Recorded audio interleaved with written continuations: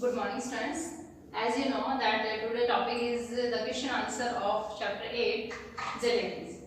Then we start question answer of this chapter. It's the first question. Why didn't he pay the school fees on the day he brought money to school?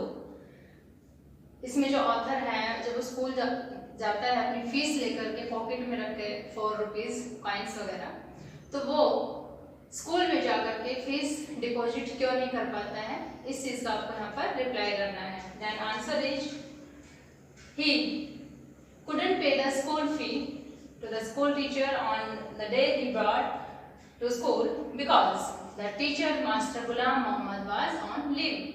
क्योंकि जो उनके teacher थे जो collect करने वाले थे ना fees, वो उस दिन क्या थे, लीव पर थे, तो इसलिए वो अपनी फीस डिपॉजिट नहीं कर पाया. Second question. He reached home with the coins in his pocket. What happened then? वो जब फीस डिपॉजिट नहीं कर पाया, then he returned his home, अपने घर को वापस चला गया. तो उसके बाद क्या होता है, जब वो सिक्के उसकी पॉकेट में रखे हैं तो उसके बाद उसके साथ क्या होता है. After reaching home, he couldn't suppress his temptation for fresh jalebis. घर पहुंचने के बाद जब वो घर पहुंच जाता है तो वो सप्रेस नहीं कर पाया, कंट्रोल नहीं कर पाया किसमें, हिज टेम्पटेशन. टेम्पटेशन मीन्स लालच, जो उसको एक लालच हो गया था किसके लिए, जलेबी के लिए. तो जलेबी के लिए जो उसको लालच था वो उसको दबा नहीं पाया. कौन, राइटर वो जलेबी खाना चाहता था और पॉकेट में पैसे रख के वापस ले गया. तो जब वो खनकने लगे, पैसे जो है जिंगल करने लगे, तो राइटर क्या नहीं कर पाया, ही couldn't suppress his temptation for fresh jalebis, कि जो फ्रेश ताजी जलेबी है उनके लिए उसका जी जो ललचा रहा था उसको कंट्रोल नहीं कर पाया, शांत नहीं कर पाया. He rushed to the shop of halwai, he bought jalebis and enjoyed them. Then he rushed to the shop jalebis, वह जलेबी की शॉप की तरफ भागता है, दौड़ के जाता है और he bought, और उसके बाद में जलेबी खरीदता है और उनको खा करके एंजॉय फील करता है, अच्छा कर उनको खाता है. Now it's the third question. The fear was killing me. What was the fear? Sentence है The fear was killing me. इसमें राइटर जो है जब जलेबी बहुत सारी खा लेता है, घर पर पहुंचता है तो उसे एक डर था. क्या डर था उस बारे में, ये लाइन है जो आपके जो सेंटेंस है आपके टेक्स्ट बुक के इस चैप्टर में है. तो इसमें है कि what was the fear, which type of this fear, किस टाइप का फियर था, कैसे डर था. तो he had eaten so many jalebis, उसने बहुत सारी जलेबीज खा ली थी. That there was the problem of digesting them all. तो प्रॉब्लम वहां पर थी कि उनको डाइजेस्ट करना बहुत ही बड़ी प्रॉब्लम थी, काफी बड़ी समस्या थी, क्योंकि उसने बहुत ज्यादा ओवर ईट कर लिया था. His fear was that one jalebi or two would come out with a burp. उसका डर क्या था, उसे ये डर था कि उसने पूरी तरह से अपना स्टमक भर लिया है, फुल है उसका, और इतनी ज्यादा खा ली है कि उसे डाइजेस्ट कर पाना भी मुश्किल हो रहा है. तो उसे ये टेंशन थी कि ऐसा ना हो कि मैं बर्फ लूं. बर्फ means when you eat extra, बहुत ज्यादा खा लेते हो तो एक डकार टाइप बर्फ आप उसे कह सकते हो. तो इसे पूछा कि अगर मैं मैंने जैसे बर्फ ली और तो ऐसा ना हो कि मेरे मुंह से जलेबियां ही बाहर निकलने लगे, एक और दो ऐसा जलेबी निकलने लगी. तो उसे यही डर था और उसके पेरेंट्स को पता चल जाए कि उसने जलेबी खाई है. नेक्स्ट क्वेश्चन है children stomach are like digestion machine. What do you understand by that, do you agree. एक सेंटेंस और आता है इसी चैप्टर के अंदर कि जो बच्चे होते हैं उनका पेट डाइजेशन मशीन की तरह होता है. तो क्या आप इस स्टेटमेंट से एग्री हैं, और इसका मीनिंग क्या है, क्या what do you understand by that, इसका मीनिंग क्या है. It means that children have the capacity to digest a lot of things that they overeat. बच्चे जो होते हैं उनकी कैपेसिटी होती है कि वो जो एक्स्ट्रा भी खा लेते हैं और ईटिंग भी कर लेते हैं तो भी वो उसे आसानी से पचा सकते हैं, डाइजेस्ट कर सकते हैं. Yes, I agree with this statement. तो ये आपका फोर्थ क्वेश्चन है, इसमें यही बताया गया है कि बच्चे जो होते हैं, अगर वो थोड़ा ज़्यादा खा भी लेते हैं तो वो आसानी से उस चीज़ को पचा लेते हैं, डाइजेस्ट कर लेते हैं। Next 5, how did he plan to pay the fees the next day. उसने अगले दिन कैसे प्लान किया कि वो फीस कैसे डिपॉजिट करेगा, कैसे पे कर देगा। आंसर है he planned to pay the fees the next day when he would get his monthly scholarship। उसने इस तरह से प्लानिंग की कि जब उसे मंथली स्कॉलरशिप मिलेगी ना, तो उससे वो कल मिलने वाली है, तो उससे वो अपनी फीस डिपॉजिट कर देगा। और जो फीस के पैसे उसने जलेबी खरीदने की सोचा। When it is time to pay the fees, what does he do? How is he disobeying the elders by doing so? Question 6 है, is the question number 6, when it is the time to, जब fees class के अंदर fees देने का time आया तो क्या वो करता है, वो क्या करता है, किस तरह से उसने अपने बड़ों की बात को डिसओबे किया था, क्या कर रहा था, ऐसा उसने क्या काम किया, किस काम को करके उसने अपने बड़ों की बातों को डिसओबे किया था। When the time was near to pay the fees, जब टाइम आया फीस देने का, उसको जब फीस देने का टाइम आया, he tucked the bag, tucked में टांगना, उसने अपना बैग कहाँ टाका, अंडर हिज आर्म, उसने अपना जो बैग है स्कूल बैग वो अपने अंडर आर्म के नीचे मतलब आर्म में टांका, and slips out of the school, और स्कूल से खिसक गया और बाहर चला गया स्कूल से। He had disobeyed his elders by crossing the railway track, railway track को क्रॉस करके उसने अपने एल्डर्स की बातों को डिसओबे किया, उनकी बात को नहीं माना।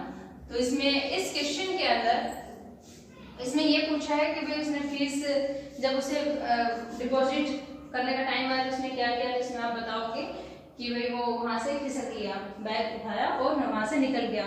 सेकेंडली उसे याद आया कि उसके पेरेंट्स ने मना किया है कि उसे कोई भी रेलवे ट्रैक क्रॉस नहीं करना है, बट उसने ऐसा भी किया, तो यही चीज उसने क्या की, डिसओबे की। Question number 7, What was the consequence of buying jalebis with the fees money? Consequence means result। जब उसने फीस वाले पैसों से, फीस वाले धन से उसने जलेबी खरीद ली तो उसका क्या रिजल्ट निकला, क्या उसका परिणाम निकला। As a result of spending his fees money on jalebis, क्या रिजल्ट निकला जब उसने फीस के पैसों से जलेबी ली, he had to be absent from school for the first time in his life। तो उसे पहली बार जिंदगी में, अपनी जिंदगी में पहली बार उसे स्कूल से अब्सेंट होना पड़ा। तो ये फर्स्ट उसका जो रिजल्ट था ये वाला निकला था कि उसे अपनी लाइफ में पहली बार स्कूल से अब्सेंट रहना पड़ा। नेक्स्ट क्वेश्चन है, His praise to God is like a liar's defense of a bad case।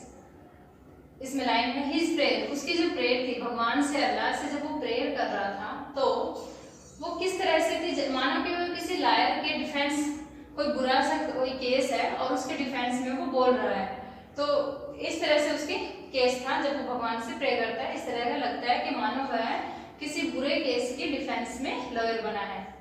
Does he argue his case well? क्या उसने अच्छे से बहस की थी अपने केस को लेकर के, क्या ढंग से उसने बात की थी, बहस की थी गॉड से। What are the points he makes? उसने क्या क्या पॉइंट गॉड के सामने रखे। He tries to please God with his request and the recitation of entire namaz। उसने कोशिश की, to please means खुश करने की, उसने भगवान को खुश करने की, अल्लाह को खुश करने की कोशिश की, अपनी रिक्वेस्ट बहुत सारी उसने रिक्वेस्ट की, एंड द रिसाइटेशन, और उसने जितनी भी वो जो नमाज है पूरी पढ़ी, पूरी रिसाइट की। He admits, उसने ये भी माना कि he made a mistake, कि हाँ उसने एक गलती की। He wouldn't have spent his money on jalebi if he would know about the delay in scholarship। वो कहता है कि हाँ उसने मिस्टेक की है कि उसने फीस वाले पैसों से जलेबी खरीद ली।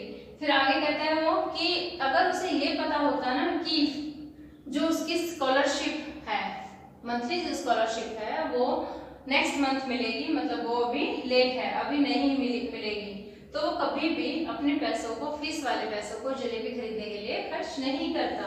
Thus he argue his case like a liar। इस प्रकार से उसने जो बहस की थी गॉड के सामने, जो अपने पॉइंट्स रखे थे वो इस तरह से थे कि मानो वह कोई एक लॉयर हो। तो इसमें यही क्वेश्चन आपसे पुट अप किया गया था बस कि उसने रिक्वेस्ट की रिसाइट किया नमाज को और फिर गॉड के सामने कहा कि उससे मिस्टेक हुई है, उसे फीस वाले पैसों से जलेबी नहीं खरीदनी चाहिए थी। It's the last 9th question. If God had granted his wish that day, what harm would it have caused him in later life? अगर उस दिन भगवान अल्लाह उसकी हेल्प कर देते और उसकी जो विश थी उसको मान भी लेते, तो क्या उसकी मतलब उसकी जो आने वाली लाइफ थी उसमें क्या नुकसान होता, क्या उसको मतलब कि हार्म मिलता? If God had granted his wish that day, he wouldn't have learned a lesson to do not wrong in future. कि अगर भगवान उस दिन उसकी विश को पूरी कर देते, उसके रॉक के नीचे जो पॉइंट्स हैं 4 रुपीज के वो रख देते, तो उसे कभी भी ये सबक नहीं सीखने को मिलता कि जिंदगी में कभी भी दोबारा गलत काम नहीं करना है। उसे क्या सीखा? जब भगवान ने उसकी हेल्प नहीं की तो उसने उस दिन ये सबक लिया कि उसे लाइफ में अब कोई भी गलत काम नहीं करना है। He would have been like a bird and learned no skill। वह अगर भगवान गॉड इंसान की मदद ऐसे ही करते रहे बिना कोई भी वर्क किए, बिना मेहनत किए, अगर गॉड हेल्प कर देते हैं, पूरी तरह से आपकी विश पूरी कर देते, तो आप कभी भी अपनी जो स्किल है उनको डेवलप नहीं कर सकते और आप एक बर्ड की तरह ही रह जाते हो। बस मतलब कि इसमें यही है कि भगवान तभी आपकी हेल्प करता है जब आप हार्ड वर्क करते हो, मेहनत करते हो, और ऐसे नहीं कि आप आंख मूंद के बैठो और आपको सब कुछ मिल जाएगा। तो स्टूडेंट्स,